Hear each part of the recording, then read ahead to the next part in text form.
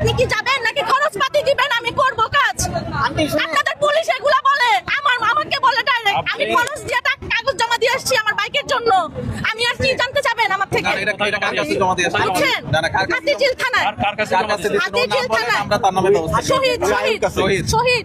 ঠিক আছে, ঠিক আছে, উনি আমাকে ডাইরেক্ট বলে কাগজ কি আপনি হাতে হাতে দিবেন নাকি আমি খরচ দিয়ে মাধ্যমে দিবেন? হ্যাঁ, তারপরে আমি 1000 টাকা দিয়ে কাগজ দিয়ে আসছি ওনার কাছে আমার বাইকের জন্য। এটা আমরা ব্যবস্থা নেব। কেন? এটা আমরা আজকে এতই দেশ সস্তা। না, এটা অবশ্যই ওই গাড়ি ছেড়ে দিছে আমার বাচ্চার বাইকের জন্য। আমি ঘুষ দিয়ে আমার বাচ্চার বাইক ছেড়ে আনি।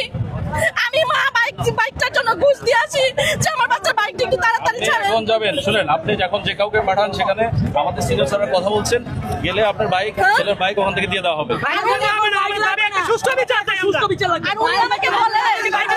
আমার কথা কিন্তু শুনতে হবে, শুনেন, আগে বলি, শুনেন, না শুনলে তো বিচার করবে কিন্তু কোর্ট। তার জন্য যেভাবে তদন্ত করে রিপোর্ট দেওয়া হয় পুলিশের পক্ষ থেকে সেটা দিবে।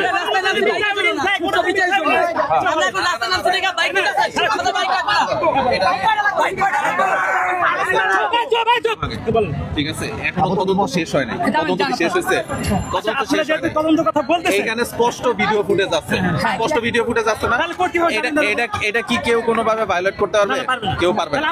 ঠিক আছে, কোর্টের বিষয়, এটা আমার বলার এখতিয়ার নাই। ঠিক আছে, এটা তো কোর্টের কাছে যাইতে হবে, এটা তো কোর্টের কাছে প্রেয়ার দিতে হবে। আচ্ছা, আমরা রাস্তায় নামছি কি বাইক চাওয়ার জন্য? আমরা রাস্তায় নামছি আমি তোমার বলছি কখনো না বাইক চাওয়ার জন্য? আমরা রাস্তায় আরে ভাই, তুমি যেটা বলতেছো, এই ছেলেটা তো এ তো আমার ভাই হইতে পারতো, আমার ভাই হইতে পারতো না, আমার নিজের সন্তান হইতে পারতো। অবশ্যই আমরা সবাই চাই দৃষ্টান্তমূলক শাস্তি হোক। এখানে ভিডিও ফুটেজ আছে, আমাদের সিনিয়র স্যাররা বলছে যে আমাদের দিক থেকে আমাদের সুষ্ঠু তদন্ত করে প্রপার এভিডেন্স সহ যা দেওয়া দরকার আমরা ওইভাবে দিব। আপনারা কি আমাদের সাথে আছেন? আমরা তোমাদের সাথে আছি, আমরা তোমাদের পুরা সহযোগিতা করব, এই ব্যাপারে কোনো সন্দেহ রাখো না।